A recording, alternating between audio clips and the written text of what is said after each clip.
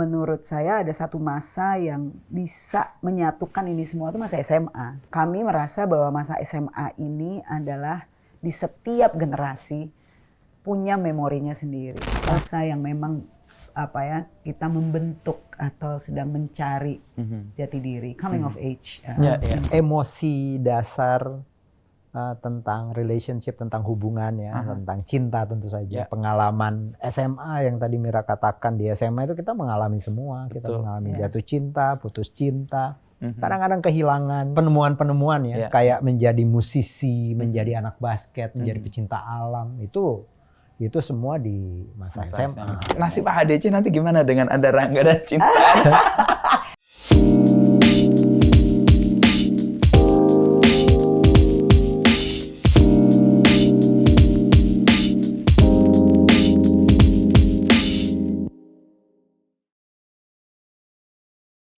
Menarik sih, tokonya sih kesana tuh betah karena dia bikin DFO itu Dendi Darman Found Object. Jadi objek-objek yang dia temukan dari manapun itu dikumpulin, gitu ya, kayak ditaruh, dan item. yang kalau berapa yang dia jual ya dijual. Dia arsitek juga ya? Arsitek. Seni rupa dan arsitek dua yang kali. UNKL ya, Uncle itu. Uncle, bukan? betul. Uncle.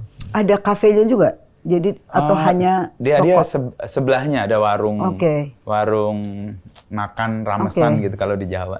Jadi berkolaborasi. Kalau kita ke Bandung. Seru itu sih. salah satu yang dia salah satu yang bangun Batu Karas bukan ya? Iya betul. Oh, pantesan Batu Karas. hip banget. Betul. Dia riset betul tuh Pantesan bagaimana hip banget. perilaku orang yang main atau surfer datang ke kamar tuh ngapain? Pasti cuci kaki. Itu di situ kerasa ini banget itu. Iya. Dan Keren Batu dia Karas tuh. Coba gue ke Batu Karas aja kali ini. Gue juga pengen. Batu Karas Pangandaran. Nah Mas, ini kita mau mulai bukan? Kayaknya semua udah standby gitu. 30 tahun atau mungkin lebih ya berkarya. Ini makin mirip kayak belakang. Rambutnya kali, sama ubannya. Banyakan saya uban. Oke. Gimana merefleksikan 30 tahun perjalanan bersama untuk tekun ya di film dan nggak goyah? Kita sendiri kadang-kadang kaget ya, hah, udah 30 tahun.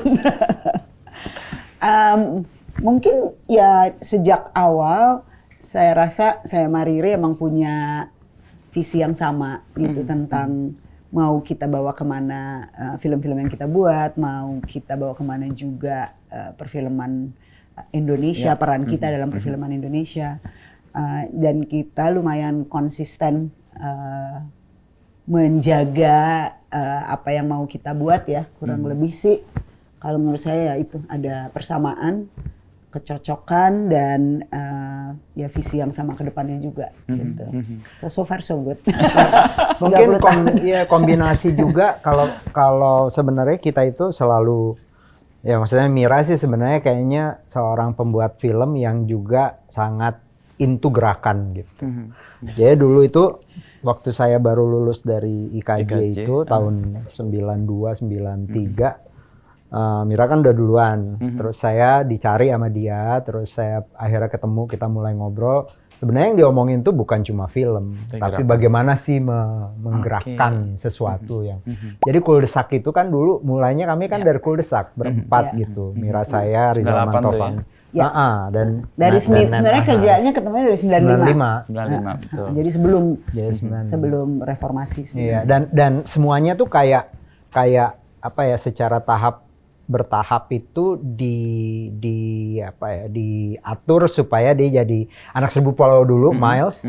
Saya jadi sutradara termuda di situ, umur saya baru 25. Yang lain udah senior banget, tapi saya justru menjadi inisiatornya. Jadi bikin pilotnya Anak Seribu Pulau itu justru sutradara yang paling muda. Muda yang dipercayaan. Betul gitu. Sebelum Garin, sebelum ada Edison Sinaro, Nen Ahnas, justru saya yang baru lulus kuliah ini. Jadi kayaknya sih itu jadi kayak prinsip di Miles, selalu mendorong. Ya mungkin juga karena masa itu masa yang in a way kan kita repress gitu ya. Jadi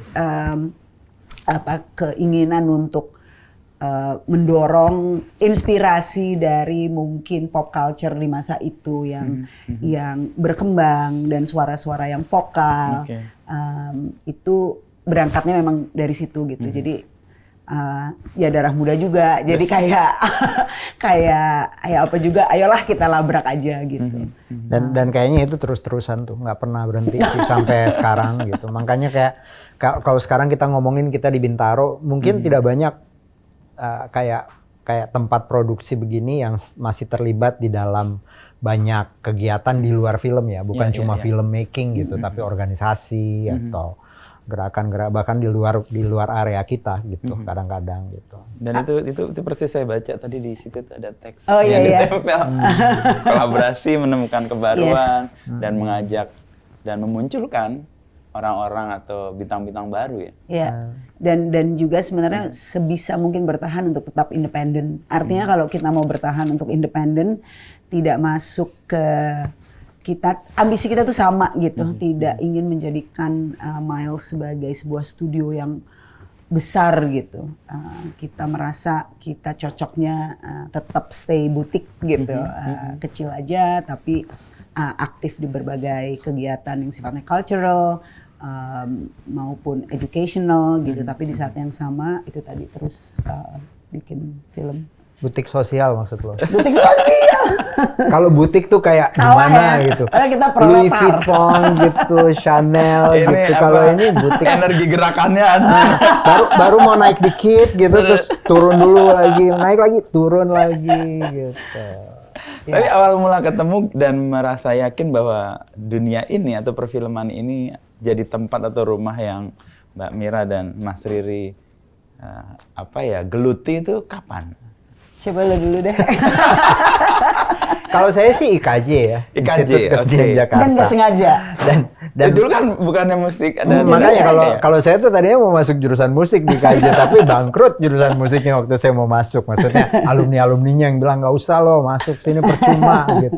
Sana aja tuh. Terus saya baca-baca ya ternyata ada kayak buklet yang cukup bagus gitu. Saya pikir orang-orang film dari masa kami itu Mira lulus pas saya masuk gitu ya. Tahun itu, berapa Mas Riri? Kalau saya 88. 88 masuk. 85. Saya pokoknya saya masuk Mira tuh kurang lebih udah mau lulus gitu. Terus di masa itu kita masih punya pengajar yang datang dari generasi pertamanya perfilman nasional kita saya masih diajar sama Pak Halid Arifin. Dia itu pengajar sejarah film yang adalah penata artistiknya film lewat jam malam.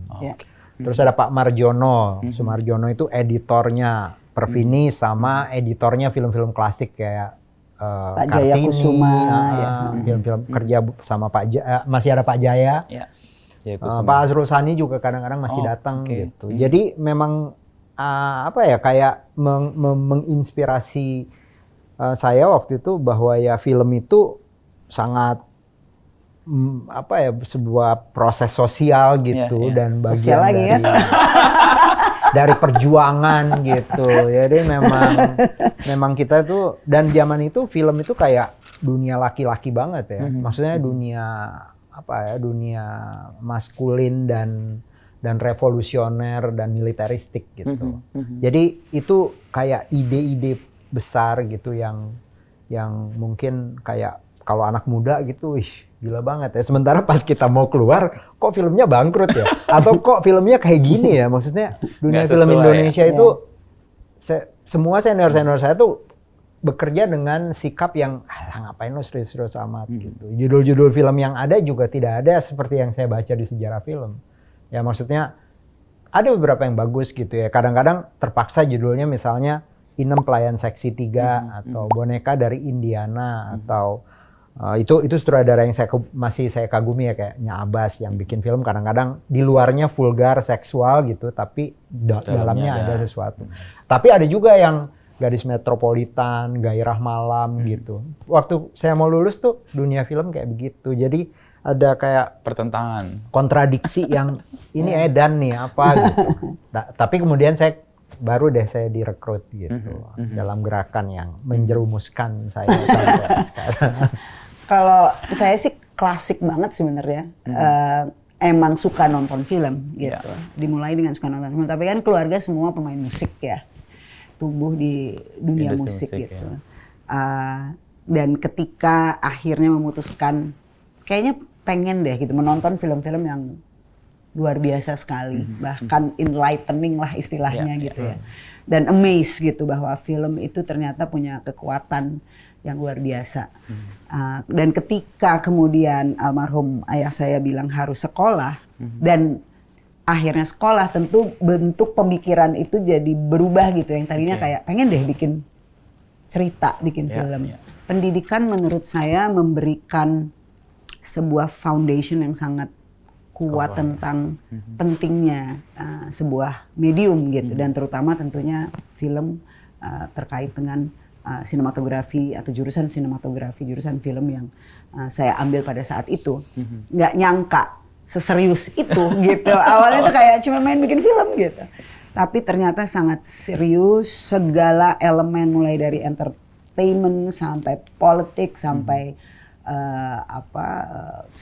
keadaan sosial itu masuk ke dalam ilmu-ilmu yang kita pelajari pada saat kita sekolah, sehingga tumbuh semacam tanggung jawab gitu setelah lulus, bahwa nggak bisa cuma bikin film itu hanya untuk ngikutin industri gitu. Jadi ada beban jadinya, tugas-tugas lain, bahwa lo kan sekolah, berarti lo harus mengaplikasikan semua ilmu yang sudah didapat dari guru-guru besar, dari film-filmmaker di Indonesia juga yang sudah melakukan itu gitu. Karena zaman kami kuliah itu kan ada all the big names lah ya, Teguh Karya, almarhum Syuman Jaya, dan kita kalau mereka datang ke kampus itu kayak ngelihat oh my god gitu kan.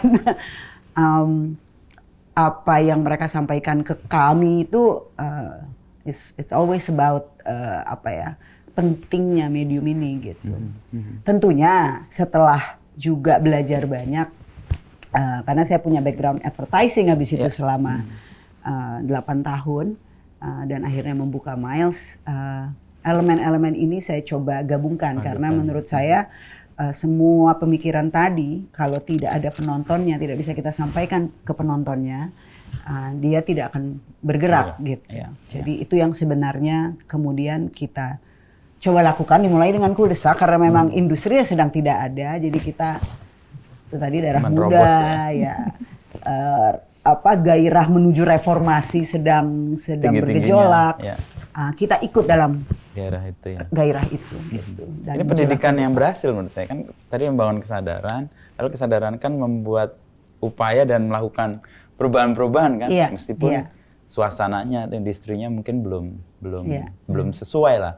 Nah, menemukan itu gimana Mbak Mira, Mas Riri? Karena kan tadi idealisme ada, kita harus melakukan sesuatu yang proper nih, ini medium yang baik untuk melakukan. Tapi industri atau film waktu itu kalau kita lihat Mas Riri juga ngerasa, aduh kok gimana ya, itu gimana mendapatkan? Gimana ya maksudnya? Sebenarnya menariknya di kita tuh tim itu kan juga bukan cuma IKJ ya, ada program film kayak saya waktu mau lulus itu terekspos sama misalnya Pekan Film Iran, terekspos sama Pekan Film Ingmar Bergman gitu. Terus kita punya senior yang di musik terutama yang membawa film-film alternatif gitu ke dalam gitu. Tentu saja ada gerakan-gerakan kecil yang kita juga cukup terinspirasi. Kayaknya sih festival film atau pertumbuhan film di Asia waktu itu juga menarik. Saya ingat bahkan dari tahun 96, 97 kita tuh sebelum bikin Kuldesak aja udah pernah diundang ke Singapura untuk sebuah festival film Asia, festival film di Singapura. Ada tuh yang kayak mencari-cari bakat, kemudian diajakin gitu. Film pendek saya diputar. Kemudian kita mulai nonton Wong Kar-wai, kita mulai lihat Tsai Ming Liang, Edward Yang dari Taiwan, kayak gitu-gitu yang menunjukkan kalau film itu memang bagian dari rebel disobedience-nya orang-orang gitu di mana-mana gitu. Itu di Singapura yang negaranya juga represif gitu ya, di beberapa tempat kayak Taiwan itu juga ada. Jadi itulah yang merangkai. Uniknya juga apa? Misalnya walaupun di Jakarta itu bioskop kelihatannya membosankan, waktu itu kita punya langganan laserdisc yang keren banget di daerah Guntur. Gimana lu ceritanya? Ya sebenarnya kan yang unik itu bahwa kita terekspos dengan film-film tadi gitu. tentunya kalau saya juga punya kegelisahan lagi di atas itu gitu. Penontonnya dari film-film ini di Indonesia itu tidak banyak gitu. Kalau kita bicara film-filmnya Teguh Karya atau Syuman Jaya, itu tidak mencapai pada penontonnya, tidak dipromosikan atau tidak diinformasikan ke masyarakat luas. Lebih kayak ya udah filmnya udah jadi, it's there, silahkan didatangi gitu. Dan banyak keluhan sebenarnya dari mereka, penonton film Indonesia ini gimana sih, udah dibikin film yang bagus tapi nggak ditonton gitu. Tapi sebenarnya ada gap gitu. Buat saya yang penting adalah kalau udah bikin film seperti itu, kita ya harus membawa ini ke masyarakat. Kita tetap harus berbicara kepada siapa yang ingin kita sasar gitu. Ya, karena percuma kan kalau kita bikin tapi ya udah gitu lewat gitu aja. Unless memang cuma mau buat certain community aja di festival, itu juga memungkinkan. Dan itu sebenarnya yang kita lakukan. Setiap film yang kita buat, itu kita targetkan. Ini buat siapa? Ini mau dibawa kemana? Jadi itu selalu ada di belakang kepala kita. Ada film-film kita yang sangat kecil-kecil yang mungkin tidak pernah didengar, seperti Humba Dreams, Atambua 39 derajat Celcius. Itu by design memang? Itu memang by design, kita membuatnya untuk, tentunya dari kegelisahan kita juga, tapi kita tahu ini tidak bisa untuk mass audience gitu. Jadi ya, kesadaran itu juga kita bangun. Kalau tuh kita buat untuk mass audience, tentunya kita tetap ingin memasukkan hal-hal kegelisahan apapun yang bisa kita sampaikan gitu lewat film-filmnya. Nah, titik di mana Mas Riri dan Mbak Mira menemukan yang tadi kontennya atau filmnya dan ketemu audiensnya yang gede? Ya. Kuldesak atau AADC? Sebenarnya dimulai dengan Petualangan Sherina. Oh, Petualangan Sherina. Ya. Jadi itu adalah kegelisahan paling awal setelah kita bikin Kuldesak yang kita waktu itu berpikir sangat segmented. Persis. Ya. Layarnya juga cuma dapat 3 waktu itu, cuma di 3 layar. Bahkan 1 dulu ya, 1 kemudian menjadi 3. Kita tahu memang waktu itu kita nggak punya bayangan lah siapa yang akan menonton. Dan ternyata diterima cukup baik oleh anak-anak muda. Tapi setelah itu kita kan masuk ke krisis moneter. Ya. Udah hura-hura kita dapat audiens, mendapatkan freedom gitu. Kita sudah lepas dari departemen penerangan yang menghukum kita, tapi kita krisis gitu. Dan salah satu yang sangat kita rasakan adalah gimana ya caranya kita bisa membangun penonton kita melalui film-film Indonesia. Pemikiran utamanya adalah kita harus bikin film anak-anak. Oh, karena? Gitu. Karena inilah yang akan menjadi generasi berikutnya. Dan punya memori gitu. Karena saya punya memori terhadap film Indonesia yang saya tonton di bioskop. Saya nonton Sidul, saya lihat Rano Karno masih kecil, saya punya Cica, saya punya memori yang kemudian membuat saya sangat mencintai film Indonesia gitu. Jadi saya pikir kalau kita punya ini, orang tuanya juga bisa melihat ini bagus untuk anak-anaknya. Dan pada saat itu saya juga sedang punya anak yang kecil-kecil, merasa bahwa I have to give them something juga, a good film gitu. Dan berjumpa dengan Sherina dan Mas Triawan Munaf pada saat itu, jadilah Petualangan Sherina yang ternyata cukup fenomenal gitu, diterima dengan baik. Dan itulah awal penonton kita datang ke bioskop untuk menonton film yang sangat entertaining menurut mereka. Mereka mendapatkan that entertainment, tapi juga mendapatkan value-value lain gitu. Dari situ ya udah kita terus. Sebenarnya pada saat yang sama juga yang dari awal itu kita tuh datang dari generasi advertising kan. Ketika krisis itu sebenarnya yang cari duitnya maksudnya. Gitu.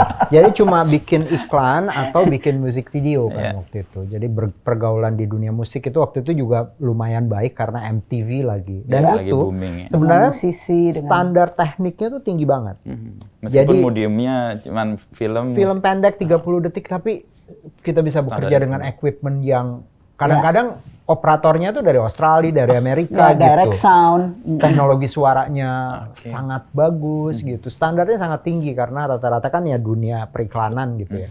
dari situ juga kita belajar untuk meningkatkan standar. Kalau film Indonesia dekade sebelumnya rata-rata tidak terlalu peduli dengan teknologi karena sistem distribusi film di masa lalu kan juga kita ingat juga ya, bioskop itu adanya cuma di pasar-pasar. Ya. Ada di lingkungan, terutama film Indonesia. Film Indonesia tuh dulu nggak tembus ke XX1. Di era ketika XX1 baru mulai masuk di pertengahan 21 di pertengahan 80-an, itu hanya untuk film impor. Film Indonesia tuh mainnya di pasar-pasar, di Senen lah, di Blok M, di daerah-daerah yang justru penontonnya tuh kelas C, D gitu.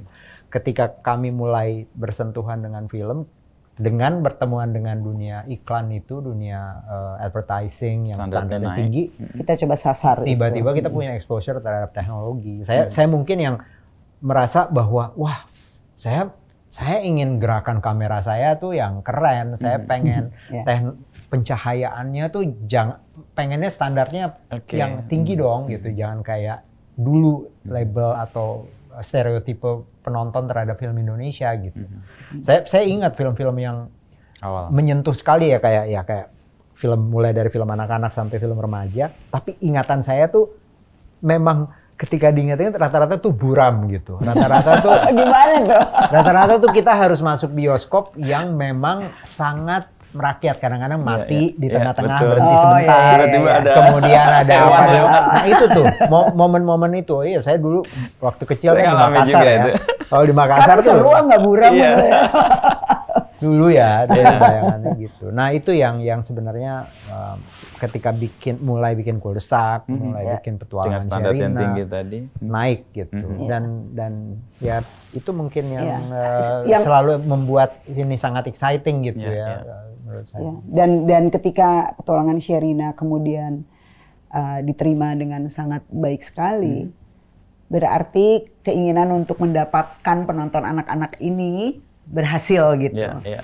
Rasanya kayak harus kita lanjutkan ke usia selanjutnya, maka lahirlah Ada Apa Dengan Cinta gitu. Itu tujuannya juga untuk sekarang kita harus bisa mendapatkan kisah-kisah atau cerita yang bisa melekat di remaja. Again, dulu saya ketemu sama Rano Karno dan Cica.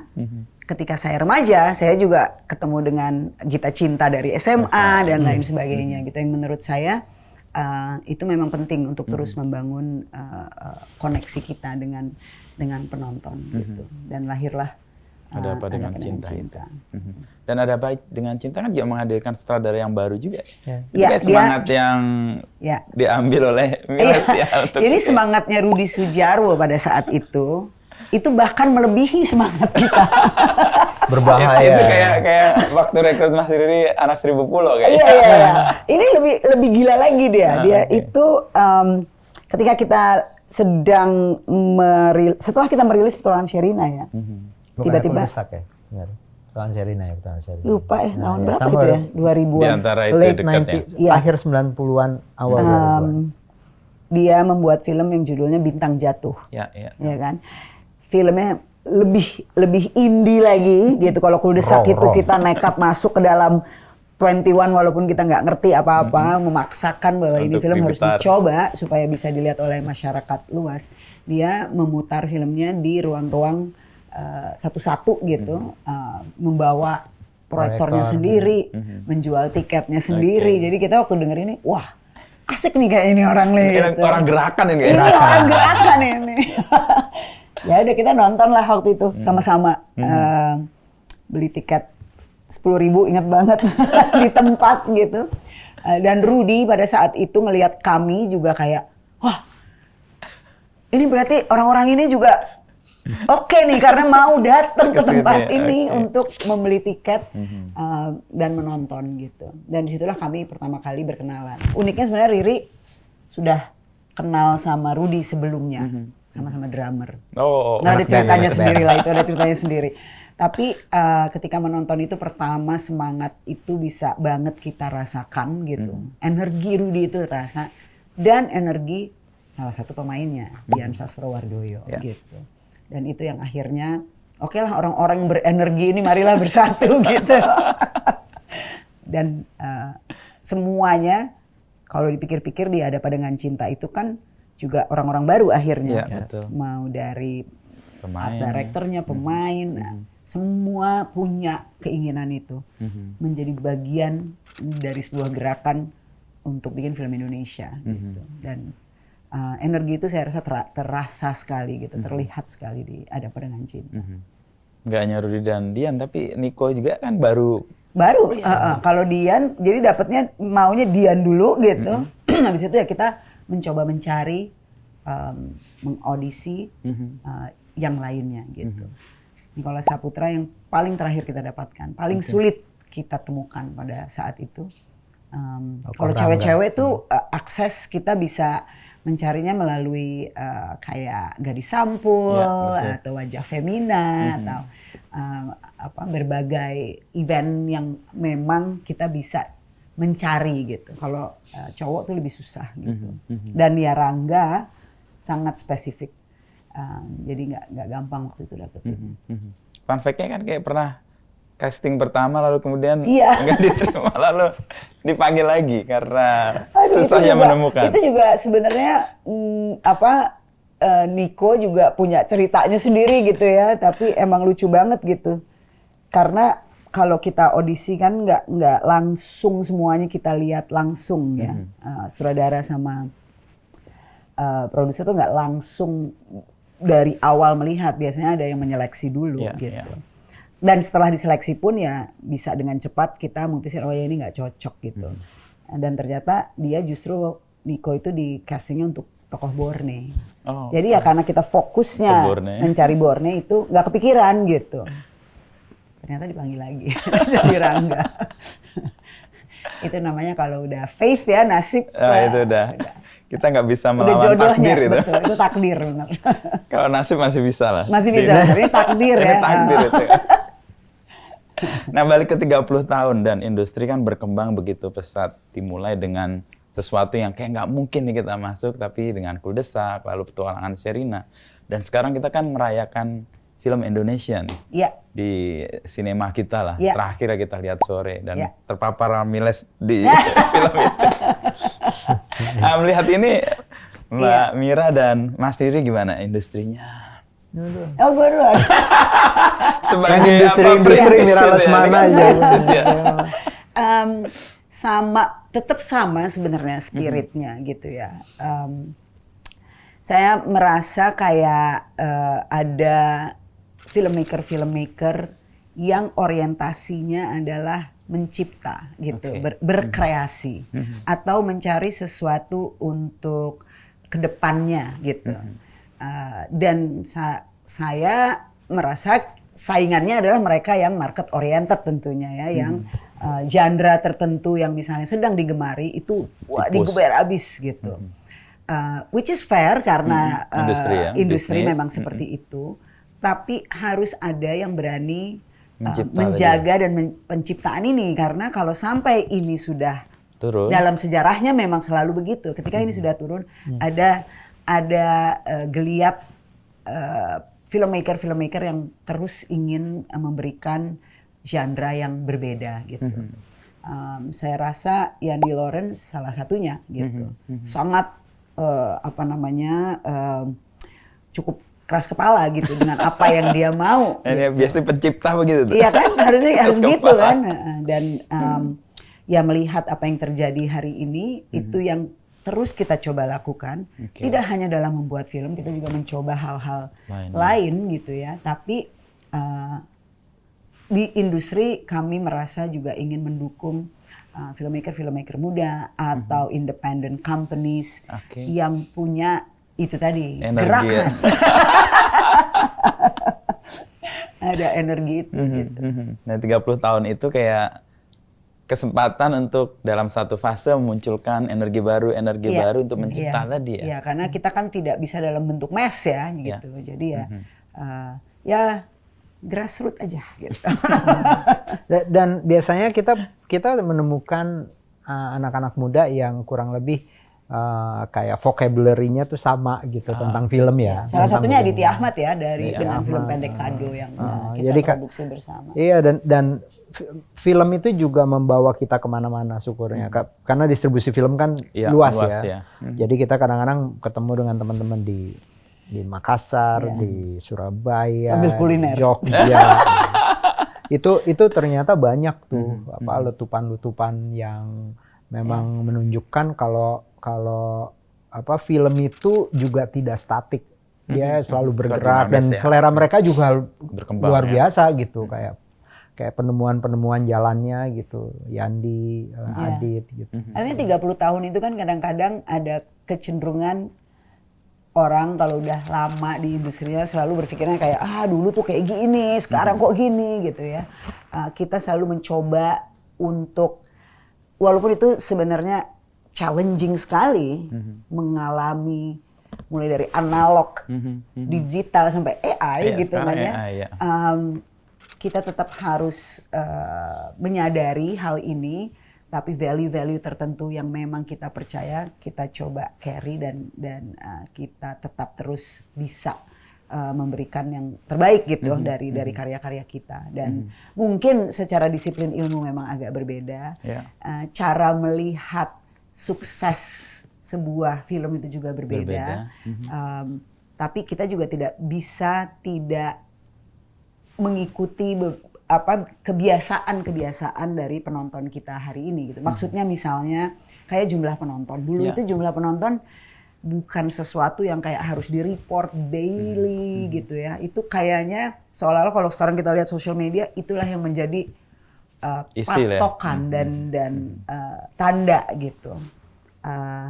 Tetapi kalau kita tidak melakukan itu misalnya, katakanlah waktu kemarin kita bikin Petualangan Sherina 2, saya memutuskan untuk tidak melakukannya tiap hari gitu. Cukup hari pertama, mungkin nanti setelah weekend gitu ya. Itu penonton udah punya kecenderungan untuk bertanya, hari ini sudah berapa gitu. Jadi emang demand-nya dari penontonnya. Jadi memang penontonnya kayak ingin mendapatkan informasi. Mungkin menurut mereka itu penting juga untuk diberitakan. Hal-hal seperti itu kadang-kadang kita tuh kayak harus ya gitu. Tapi tim digital bilang, iya Mbak, harus Mbak. Ya kita adjust tentunya ya dengan itu semua. Nah, ketegangan tadi antara mencipta lalu juga memenuhi atau merespon keinginan pasar itu kan juga nggak mudah tuh. Nggak mudah. Karena kadang-kadang ya nggak tahu di industri apapun sebenarnya kan. Ya, kecenderungannya adalah gimana kita punya bisnisnya nih jalan. Ya. Tapi satu sisi kan kontennya harus dijaga nih. Ya. Nah, nggak tahu 30 tahun, apalagi sekarang teknologi begitu maju ya. AI kita melihat ya memudahkan, tapi juga satu sisi ini untuk mencipta dia ancaman atau kira-kira melihat ini gimana Mbak Mira atau Mas Riri? Iya sebenarnya kalau film itu mungkin ya sebuah media yang mau tidak mau harus bicara keduanya gitu dari nature-nya ya. Teknologi dan dia juga kalau kita lihat dari waktu ke waktu dia memang sebuah kayak medium yang dibikin khusus spesifik untuk abad ini gitu. Maksudnya kenapa film begitu menarik? Karena dia mencerminkan realitas seada-adanya ya. Dia bisa menggambarkan keseluruhan indrawi manusia dengan sangat baik gitu. Tentu saja saya nggak mau bilang medium paling keren gitu ya.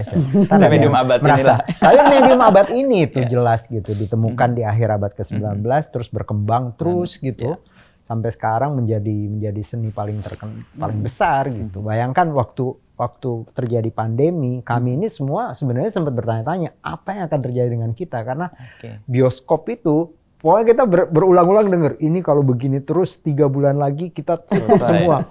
Wow, kalau ditutup berarti kita filmnya akan ditonton di laptop atau di layar kecil. Semua akan berubah. Ternyata enggak. Itu persis dengan ketika televisi ditemukan di tahun 60-an. Ketika ancaman kelihatannya ada digital platform muncul, tiba-tiba orang merasa ngapain lah bikin film gede-gede. Enggak, tetap gitu. Dan sekarang apa yang terjadi setelah pandemi, kita mengalami lompatan terbesar dalam berapa dekade penonton film Indonesia gitu. Nah itu nomor satu. Tapi pada saat yang sama penemuan filmnya juga luar biasa sih menurut saya. Tetap di antara film-film yang katanya sangat AI digital dengan apa, film yang intinya kayak misalnya anti naratif itu tetap ada. Ada film yang sangat anti peristiwa gitu. Yang isinya cuma orang diem-dieman ngobrol gitu. Itu diputar di festival film terbesar di dunia kayak di Cannes atau di Venice gitu. Dan sutradaranya juga bukan sutradara yang baru kemarin. Sutradara yang udah kerja eksperimental kan. Itu udah 30-40 tahun tetap punya ruang untuk. Nah, sebenarnya film itu jadi kalau kita melibatkan diri dengan fun di dalamnya, dengan memikirkan semuanya secara utuh gitu, sangat menyenangkan gitu. Saya masih ketemu misalnya dengan pemain-pemain muda nih sekarang ya, umurnya 14, 15 sampai 21 tahun yang membuat saya belajar lagi akan banyak hal gitu. Yang menurut saya itu kan itu kekuatannya medium ini gitu. Yang medium abad inilah kalau kita lihat. Saya rasa apapun teknologi yang baru, karena kita memang bergerak di medium film dan ini memang akan terus bergerak mengikuti teknologi. Tidak mungkin kita tidak mencoba mempelajarinya atau mengembrace-nya, tentunya dengan segala kekurangan dan kelebihannya. Tapi kan di saat yang sama AI ini juga kita hanya bisa mengira-ngira apa yang bisa terjadi gitu. Kita juga mendengarkan bahkan dari pencipta AI, this is the end of the world gitu. Tapi sepertinya tidak bisa dihentikan gitu. Semuanya kalau menurut saya sih akhirnya kembali kepada kita. Kita semua ya, bagaimana kita bisa mengambil sisi-sisi yang terbaiknya dan tentunya untuk sama-sama bisa mengontrol sisi buruknya. Karena saya bisa membayangkan seburuk apa ini kalau sampai manusia-manusianya tidak melakukan pencegahan gitu. Tapi mau tidak mau dia ada di sini. Dan kayaknya udah sulit untuk diputar balik atau dihentikan gitu. Ya as we go along, again kayak kata Riri tadi bilang, dari radio star menjadi TV star, dari TV star menjadi cinema star, dan dia bergerak terus. Ya kita akan melalui lagi zaman baru. Oke, pastilah. Semoga masih punya kekuatan energi untuk bergerak. Tapi ini mirip kayak ini loh. Saya coba mengkomparasikan dengan industri yang saya geluti ya juga 25 tahun terakhir sih. Media, print atau buku. Yes. Fasenya kan dulu ada ancaman, wah ini akan hilang. Tapi 5, 7, 8 tahun hidup lagi. Hidup saya rasa lagi. manusianya mau tidak mau memiliki keinginan yang tidak bisa dikontrol. Ketika dia sudah pada titik tidak mau menerima, dia akan kembali lagi. Gitu. Dia menjadi independen lagi. Betul. Kan dengan itu salah satu spirit Rangga Cinta sebenarnya gitu. Bahwa pada akhirnya generasi hari ini ada di mana mereka gitu. Kenapa mereka kembali kepada analog? Kenapa mereka menyukai piringan hitam? Kenapa mereka mulai membaca buku kembali dan memegang ini semua? Kenapa mereka memakai kamera lama dan kembali menyukai puisi gitu? Menurut saya ada perputaran siklus tadi itu, ada siklus yang kami ingin sekali embrace gitu. Karena buat kami itu masa yang sangat indah gitu. Kalau mereka kemudian bisa juga mencicipinya di antara keriuhan dunia digital dan social media, ini menjadi entry point yang menyenangkan buat kami juga belajar tentang generasi yang baru ini. Buat generasi kita mungkin itu kayak nostalgia, tapi buat generasi Z kan itu pengalaman baru. Pengalaman baru persis. Menyentuh buku lagi. Persis. Ini saya pakai ini kan karena buku itu sekarang. Iya, keren banget. Matraman itu, Makarya yang sekarang juga di Jalma itu juga. Kita juga heran generasi ini kok kembali ke buku ya. Juga kaset dan vinil ya. Toko buku Barnes & Noble sekarang tumbuh lagi di Amerika, baru membuka cabang-cabang lagi. Yang tadinya udah mau tutup, udah mau goodbye. Menemukan energi juga di film kan akhirnya begitu juga kan. Bener. Jadi ancaman-ancaman. Jadi mungkin newspaper juga jangan cepat-cepat goodbye harusnya ya. Masih orang juga kita pertahankan karena pada saatnya nanti akan kembali lagi. Tadi Mbak Mira tadi udah menyebut soal Rangga dan Cinta. Ini kan kayak fase ketiga setelah yang pertama ADC yang pertama. Iya, betul. Kalau tadi saya mengkilas balik, kalau Sherina kan anak-anak kecil yang didekati gitu dan orang tuanya pasti. Film buat anak tuh double tuh dapatnya. Dapat anak, dapat orang tua. Mungkin tantenya, mungkin omnya gitu. Bobo tuh yang baca nggak hanya anak ya, bapaknya ibunya harus juga. cek juga sama ibunya, kan harus tahu. Terus yang kedua generasinya adalah yang remaja nih, ADC yang pertama tadi. Terus yang 14 tahun kemudian kan kayak Reuni itu kan fase dewasa awal kan. Nah ini kayak yang ketiga kayak anaknya dari generasi yang pertama atau begitu logiknya itu gimana Mbak? Dua hal yang menarik ketika kita melabel generasi gitu ya. Generasi ada Pedangan Cinta 2002 kita menyebut mereka sebagai milenial. Yang hari ini kita menyebut mereka sebagai Gen Z, bahkan Gen Z muda. Bukan Gen Z 20-an, tapi kalau kita ngomong SMA berarti sangat muda gitu, menjelang masuk yang alpha. Dan ada label-label tertentu gitu. Sekarang tiba-tiba lebih sering kita mendengar Gen X, baby boomer, semuanya tiba-tiba ada label gitu. Tapi menurut saya ada satu masa yang bisa menyatukan ini semua, itu masa SMA. Gitu. Kami merasa bahwa masa SMA ini adalah di setiap generasi punya memorinya sendiri. Dan bisa paling tebel tuh memori. Karena dia itu ada di masa yang kita sebenarnya masih remaja, kita masih pengen senang-senang, tapi udah mulai ada isu-isu serius gitu, yang kita rasakan.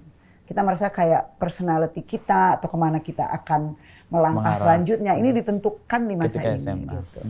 Itu yang pertama. Jadi menggabungkan menurut saya di saat ini para milenial maupun Gen Z, bahkan diantaranya untuk kembali menikmati momen itu atau mereflek kembali masa itu. Dan Ada Pedangan Cinta adalah sebuah IP yang sangat kuat, memiliki cerita yang juga sangat lengkap elemennya. Dan kami berpikir pada awalnya gitu, sekarang banyak sekali remake, ya kan? Remake dari Korea, remake dari mana-mana lah gitu. Kita berpikir, coba deh kita lihat, kita tuh punya karya IP yang banyak, dan salah satunya adalah Ada Pedangan Cinta. Why don't we remake our own film gitu, dan kita bawa ke hari ini, tapi di saat yang sama kita tetap membuat setting 90-an, awal 2000-an, awal 2000-an, gegap gempita reformasi dan freedom itu gitu. Karena tadi yang sempat kita bicarakan, ada sebuah perputaran siklus, baik itu musik atau buku tadi, kemudian lagu-lagu, tapi juga beberapa generasi muda ini juga ingin menjauhi social media, tidak lagi, tentunya belum semua, tapi kita udah mulai melihat itu gerakan-gerakan. Bahkan di luar negeri ada kan taman yang tidak memperkenankan orang memegang HP gitu. Yang buat kami menarik nih untuk coba kita reka ulang gitu ya. Dan satu lagi yang terpenting adalah cerita ini mempunyai ruang yang sangat luas untuk kita bisa memperkenalkan generasi baru aktor juga gitu. Aktor-aktor baru gitu. Dengan IP yang memang sudah dikenal, mereka akan bisa lebih punya kesempatan untuk dilihat banyak orang gitu. Dibanding mungkin kalau kita bikin totally new gitu. Dan value-value tadi sih, value-value yang sudah pernah kita buat, ini waktunya untuk itu tadi siklus baliknya gitu. Mas Riri lihat. Kalau saya merasa yakin emosi dasar tentang relationship, tentang hubungan ya, tentang cinta tentu saja. Pengalaman SMA yang tadi Mira katakan, di SMA itu kita mengalami semua, kita mengalami jatuh cinta, putus cinta, kadang-kadang kehilangan, ya. Kecemasan luar biasa. Kalau gitu. yang dewasa selalu mikirnya kayak masih di kecil masa kamu, itu kan tapi susah kitanya kayak yang penemuan-penemuan ya, kayak menjadi musisi, menjadi anak basket, menjadi pecinta alam, itu semua di masa SMA. Dan saya rasa banyak sekali peluang-peluang untuk menciptakan tokoh yang kalaupun tidak ada lagi sekarang, anak-anak sekarang bisa reflektif dengan itu gitu. Dan ternyata kita bisa terkejut ya. Saya juga kadang-kadang dengar dari anak SMA, anaknya teman saya gitu, bagaimana anak-anak misalnya di sekolah-sekolah kayak Gonzaga atau beberapa tuh kembali lagi tuh apa ya, kayak semua kecenderungan yang dulu ada di tahun 80-an gitu. Hidup lagi, militansi politik gitu ya, militansi terhadap prinsip-prinsip musik gitu. Jadi keren sih. Dan SMA itu menjadi intens dan memorable karena mereka kan bersama-sama terus. Beda kalau kuliah kan, milih mata kuliah, beda bersama-sama dalam bentuk persahabatan, dalam bentuk musuh, dalam bentuk perbedaan gitu kan. Jadi memang itu kalau menurut saya dimanapun itu momen yang crucial gitu dalam kehidupan kita gitu. Nggak bisa hanya dilihat sebagai masa hura-hura gitu, tapi ini masa yang memang apa ya, kita membentuk atau sedang mencari jati diri, coming of age intinya gitu. Tapi tentunya kita juga harus memberikan sesuatu gitu kan ke dalam film ini gitu. Ini sebuah remake tapi universe-nya mau kita atau genre-nya mau kita bawa kemana gitu. Dan pilihan kita adalah memasukkan unsur musik yang lebih kuat, lebih kental. Secara ada drummer di sini. Secara ada darah-darah musik gitu kan. Dan kami sebenarnya saya pribadi sangat mencintai musikal. Dari tahun mungkin musik pada dasarnya dari lahir tentu dari kecil gitu ya, dikeliling musik.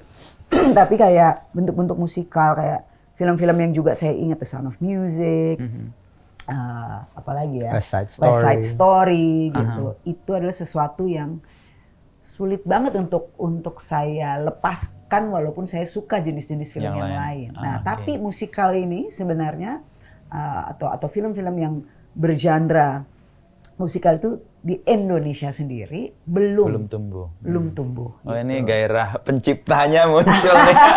Jadi kita kayak gabung-gabung gitu, kayak baru Petualangan Sherina pertama dulu adalah dengan genre drama tapi ada unsur musikal yang cukup kental. Kemudian Petualangan Sherina yang kedua dan kemudian hari ini kita bikin itu. Tentunya sekarang mulai muncul juga film-film yang ingin mengetengahkan genre musikal. Jadi saya berharap ini menjadi salah satu pilihan juga gitu. Saya rasa tahun ini aja mungkin akan ada 2 atau 3 gitu yang akan membuatnya.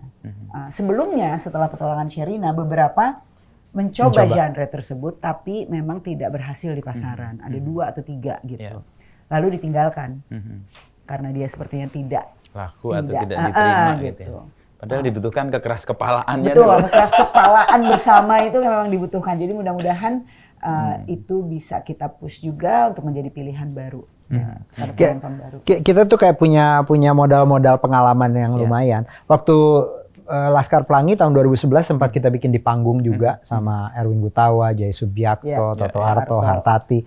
Jadi itu juga memberi keyakinan gitu. Dan menarik banget ya 5 tahun terakhir kalau di sinema internasional ya, itu berbagai genre, bahkan ada crime film yang Emilia Perez yang menang di Cannes waktu itu. Tentunya yang komersialnya adalah La La Land atau dan memang dia adalah medium yang juga ini lagi-lagi sinema itu memberikan berbagai peluang baru pendekatannya. Kayak sekarang teknologi suara juga buat kami ini kayak sesuatu yang sangat menantang. Jadi di Rangga dan Cinta akhirnya kita bisa mencoba melakukan perekaman live di lapangan misalnya. Jadi anak-anak ini memang benar-benar menyanyi di lapangan, direkam gitu. Itu karena teknologi suara sekarang sudah memungkinkan jadinya live bukan pre-recorded. Jadi memang film juga berkembang, teknologi berkembang ya itu satu hal yang kita embrace ya. Sekarang kita lagi sambut dan nikmati gitu. Kalau tantangannya, karena ini kan diingatan publik kan cukup kuat. Dan saya juga tumbuh bersama film ini. Saya jadi wartawan pertama wawancara yang saya lakukan, wawancara ADC waktu itu. Wawancara Dian di telepon, dia lagi di Sentul waktu itu, diminta Mas Bre waktu itu sama Mbak Nino. cari wawancara. Harus ketemu.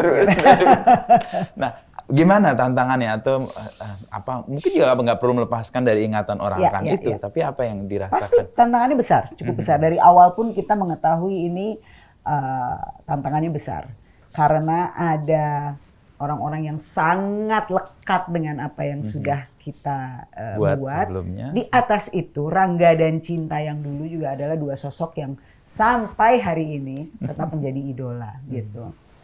Tetapi di saat yang sama, kalau melihat dari apa yang tadi kita obrolin gitu ya tentang perputaran, tentang waktunya, di sini juga menurut saya unik karena Nicholas Saputra Uji Rangga terlibat. Itu kan terlibat sebagai produser. Ya. Buat dia juga merasa bahwa udah waktunya Mbak itu estafetnya dipindahkan dan kita punya lagi anak-anak baru ini. Dia punya kegelisahan yang sama juga tentang masa depan aktor-aktor yang akan terus bisa menumbuhkan perfilman Indonesia gitu. Kita butuh orang-orang yang juga bisa punya disiplin yang kuat nih, yang sama kayak kita dulu mulai Mbak katanya, kata Niko kayak dulu itu buat saya pengalamannya sangat menarik. Tentu kita harus adjust dengan karena situasi yang sama, berbeda. Dengan situasi yang berbeda. Tapi challenge yang kita tahu berat itu sebenarnya again buat kita ini bisa kita bawa dalam bentuk yang baru yang bisa kita berikan, musikal tadi gitu ya. Kemudian juga proof bahwa anak-anak ini melalui sebuah proses yang sama panjangnya kurang lebih dengan yang dulu dan mengikuti semua proses mulai dari acting, kemudian menyanyi, kemudian menari. Itu proses yang sangat panjang yang tidak biasanya dilakukan gitu ya. Biasanya kalau udah sering main kan ya udah gitu.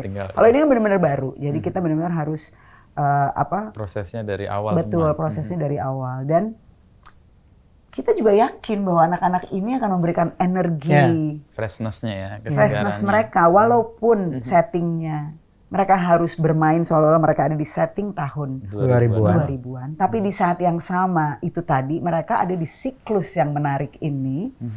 Tapi mereka punya sensitivitas yang berbeda. Jadi walaupun ceritanya memang basically ini adalah remake dan ceritanya sama, tentu ada hal-hal yang kita olah ulang. Bahkan karakter-karakter yang memang sudah jadi ini juga bergerak dengan sensitivitas saat ini mereka gitu, dan itu kita embrace banget. Jadi kita benar-benar kayak ketemu sama yang namanya El Putra, Syarira yang menjadi Rangga, lalu Lea Prinsi yang menjadi Cinta, tentunya dengan yang lain-lain juga. Sensitivitas mereka itu otomatis mengubah juga, memberikan sesuatu yang baru juga kepada tokoh ini gitu. Dasarnya sama, satu outsider, satu cewek populer. Tapi ada hal lain yang bisa mereka berikan yang buat kami sih sangat exciting gitu. Jadi ini kayak dialog juga ya Iya, akhirnya. benar. Dan kalau saya sih ya lagi-lagi nih soal gerakan ya. Saya bekerja kali ini saya bekerja sebagai sutradara dengan hampir semua head of departments ya, kepala-kepala cinematographer, production designer, choreography, tim desain wardrobe dan apa yang rata-rata sekitar 15-20 tahun di bawah saya, masih sangat muda semua. Dan perempuan. Yang tadinya industri film male banget, dominated perempuan. Betul, sekarang karena semuanya. Dia feminis kok. Jadi kalau saya merasa itu juga satu hal yang sebenarnya memberikan kayak energi yang sangat berbeda dalam proses kami gitu ya. Yang saya yakin akan ada kebaruannya gitu. Jadi itu yang sangat exciting gitu bahwa ini sesuatu yang kami rintis 23 tahun Dan lebih yang semua orang lalu. tahu lah bahwa ini sebenarnya yang buat kita juga dulu dengan Cinta.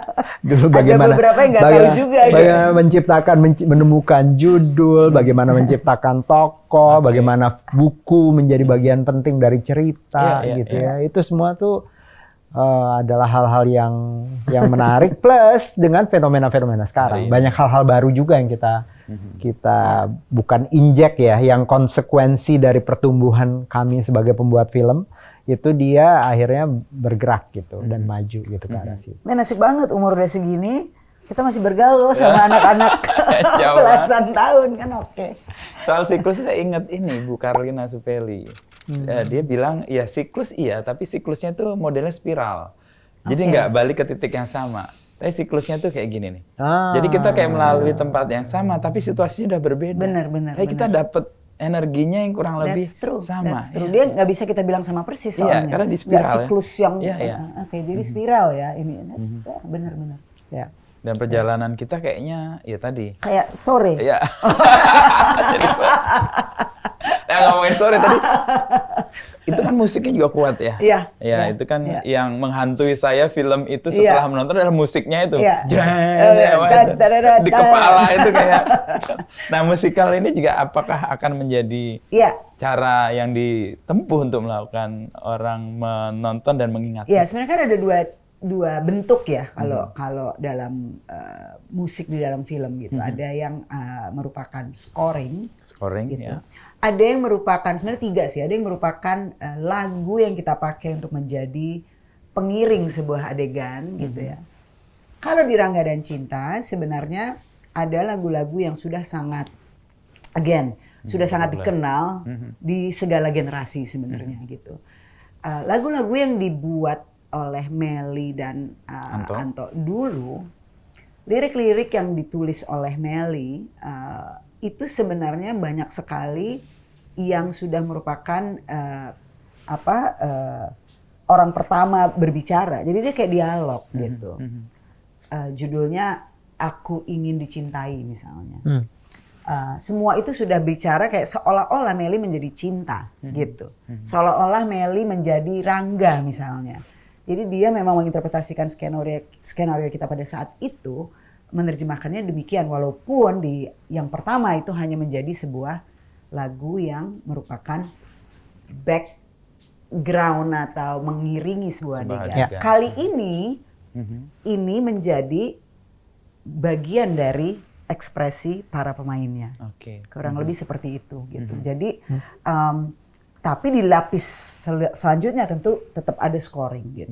Tapi menurut saya sejak awal kami membuat film, musik memang selalu jadi pertimbangan yang dari Kuldesak itu ada entah berapa musisi ya.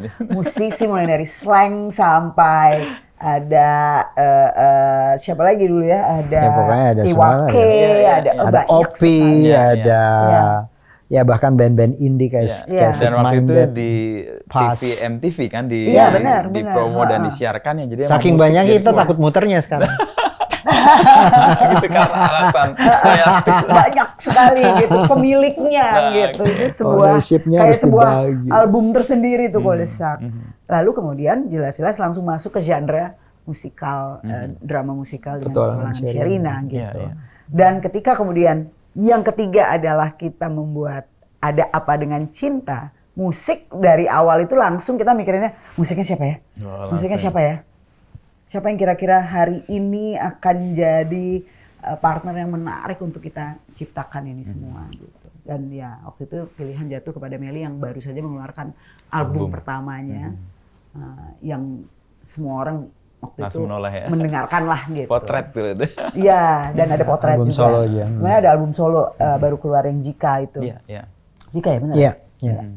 Sama Ari. Jadi itu juga proses awal yang menarik gitu. Bagaimana lagu-lagunya dipakai Ada Apa Dengan Cinta.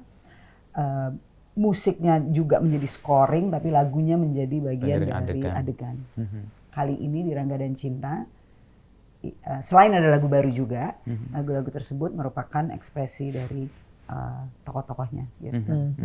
Dan tentu saja ini kita juga ada elemen kayak koreografi dan bagaimana setting atau kota atau lingkungan mereka, dunia cerita mereka itu menjadi bagian dari koreografi itu. Jadi saya pikir era itu juga era yang sangat menarik ya. Kita masih ada kendaraan umum seperti bis di dalam kota, ya kegelisahan masyarakat lewat graffiti, lewat apa itu semua jadi elemen yang nyatu dengan elemen musikal itu gitu. Nah, itu.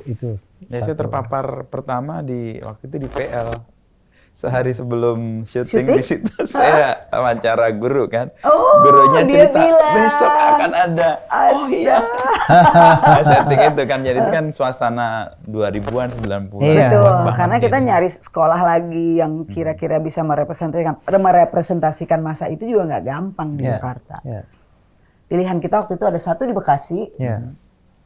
Satu di Jakarta Selatan gitu. Mana yang lebih dekat dari Bintaro? Pilihannya akhirnya jarak. Dan situ masih ada telepon yang tahun 2000-an masih dipakai dan masih. Nah, mungkin terakhir, kenapa atau apa alasan atau kenapa orang harus nonton Rangga dan Cinta ini? Kalau saya sih kembali lagi ke tadi masa SMA. Dimanapun kita berada hari ini di usia berapapun menurut saya, waktu untuk kalau kita mau mengingat lagi kita itu siapa dan kenapa kita menjadi seperti ini hari ini, atau kalau kita ingin mengubah sesuatu, menurut saya kembali ke masa itu adalah SMA. Momen yang paling tepat kalau kita mau apa istilahnya bercermin lagi atau merecall atau mempertanyakan sesuatu. Kalau saya tuh selalu kembali ke masa itu gitu. Dulu saya tuh gimana ya, kenapa saya sekarang jadi gini ya gitu. What happened gitu. Mengingat mimpi-mimpi atau pertama kali merasakan cinta, pertama kali merasakan sakit hati. Tapi juga persahabatan yang tulus. Gitu. Itu menurut saya penting gitu untuk kita mereflek ke kehidupan kita hari ini. Gitu. Jadi masa itu harus diselebrate dalam bentuk yang tidak hanya hura-hura atau percintaan belaka. Menurut saya layer-layer dalam kisah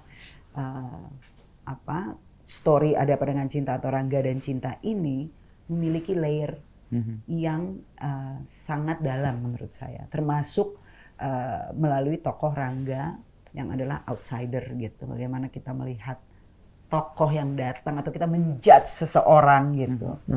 Itu sangat reflektif di usia berapapun. Dan menurut saya ini waktunya kita merayakan masa SMA tapi juga merenungkan kembali seperti apa kita dulu. Atau untuk yang belum merasakan masa SMA, itulah momen yang harus saya nantikan dan merasakan banyak hal ini gitu. Momen yang rumit sih emang SMA itu. Iya. Buat remaja yang menjalan. Kalau Mas Riri? Kalau saya sih intinya nih yang paling utama ada mungkin sekitar 7-8 aktor baru yang mungkin baru 2 yang punya pengalaman. Saya baru sekali fresh banget ya berarti. Iya, dan saya sangat bangga dengan apa yang mereka capai, apa yang mereka berikan. Kalau aktor di film itu kan mereka punya kesempatan sebenarnya membawa pengalaman-pengalaman mereka ke dalam peran yang mereka dalami gitu. Dalam proses ini itu yang saya merasa sangat bangga gitu ya, menjadi kayak penonton pertama nih. Kalau kita kan jadi bikin film itu kan kita penonton pertama gitu. Sebelum siapapun nanti nonton, saya yang wah gila gitu. Saya bangga sekali dengan itu. Anto Hood dan Melly Goeslaw tentu saja, musik-musik yang tahun 2000 menjadi klasik di sekarang semua mulai dari klub karaoke sampai warung pecel lele gitu, muter lagu-lagunya gitu. Itu semua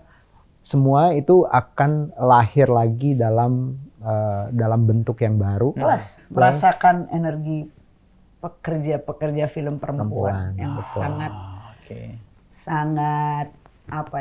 mendominasi dalam film ini gitu. Menurut saya itu terasa sekali gitu. Spirit dari perempuan-perempuan. Jadi perjalanannya terasa ya ketika film awal-awal Mas Riri dan Mbak Mira masuk itu male dominated, sekarang ada seimbang dan bahkan lebih mungkin lebih banyak ya perempuan terlibat di industri ini. Itu perayaan lain itu. Di luar soal karya yang akan kita saksikan itu. Nasib AHDC nanti gimana dengan Ada Rangga dan Cinta? itu adalah universe yang berbeda. Kalau kata Beda universe. Niko, itu beda. Itu tetap ada Oke. gitu. Jangan disatukan karena banyak sekali yang nanya, muncul nggak Mbak Cinta yang dulu jadi ibunya atau jadi apa? Oh, lain. Apakah akan ada DC3? Nah, ini Ketika pertanyaan juga. usianya udah Kan ada kerumitan yang belum selesai tuh. Betul, Di ADC2. bahkan kita bisa mengisi antara 1 dan 2 perjalanan menuju kedua gitu ya, dengan yang generasi baru ini. Judulnya mungkin Old Man and the Sea. Niko Rangga tinggal di pinggir Laut gitu ya. IP ini menurut saya atau kisah Ada Apa Dengan Cinta ini memang sangat bisa di celebrate dalam berbagai bentuk gitu. Kita juga udah pernah membuat bersama Ernest Prakasa, Mili dan Mamet gitu. Mengambil unsur komedinya gitu. Saya rasa tokoh-tokoh ini memang hidup terus gitu ya. Dan sendiri-sendiri punya karakter yang kuat ya. Wah, mereka luar biasa juga sih. Mereka selalu menjadi bagian dari kami kan. Maksudnya selalu sering main ke sini. Ya tentu saya Niko ikut produce ya. Tapi mereka semua jadi sahabat-sahabat yang sangat suportif juga. Semestanya nggak hanya di film tapi di real life juga Iya. ketemu dan Termasuk di memberikan. Sejarwo. Iya. Kan sekarang kan banyak film yang kemudian tumbuh dan diserap oleh audiens itu ya orang merasa oh industrinya lagi gede banget ini. Nah untuk menjaga supaya tadi Mbak Mira ketakutannya nih ini jangan sampai ini kempes tapi penciptaannya tetap. Betul. Nah untuk menjaga konsistensi kan kadang penciptaan nggak punya market tuh. Iya. Gimana merawat itunya? Sebenarnya sih menurut saya memberikan ruang kepada anak-anak muda ini yang memang punya ide-ide baru, segar. Kemudian ditambah mungkin bagaimana kita melihatnya dengan pengalaman gitu ya. Tentunya satu hal yang harus selalu diingat ini selalu beresiko, gitu. Itu biasa gitu. Tapi menurut saya kadang resiko itu dibutuhkan untuk menjaga sisi yang lain gitu. Jadi bisa jadi gagal sebenarnya gitu. Apa misalnya kita kerjasama dengan saudara baru, idenya baru, sama sekali belum pernah terdengar, kayaknya agak aneh. Tapi misalnya kita bisa menjaganya melalui melihat disiplin dia misalnya, cara berpikir dia, passion dia, gerakan dia, gitu kan. Itu kan bisa terasa sebenarnya ketika kita ngobrol. Dan itu kalau kita misalnya melihat seseorang yang berbakat dan kita merasa bahwa ini kalau dia ke tempat lain bisa jadi ditolak nih, tapi kok kita di sini ngerasa kayak dia punya sesuatu ya, itu yang kita jaga sih.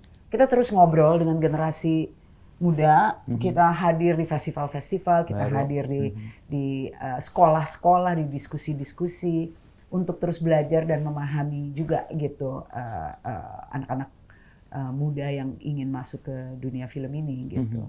Jadi ya menjaganya sebenarnya dengan berdialog, dengan melihat bakat-bakat itu, melihat kemungkinan apa yang bisa dia berikan, lalu membuat keputusan. Kadang mungkin beresiko, tapi perlu diambil di sisi lain ini punya kesempatan yang sangat besar. Dan saya berharap sebenarnya semua yang mungkin sudah established bisa melakukan itu.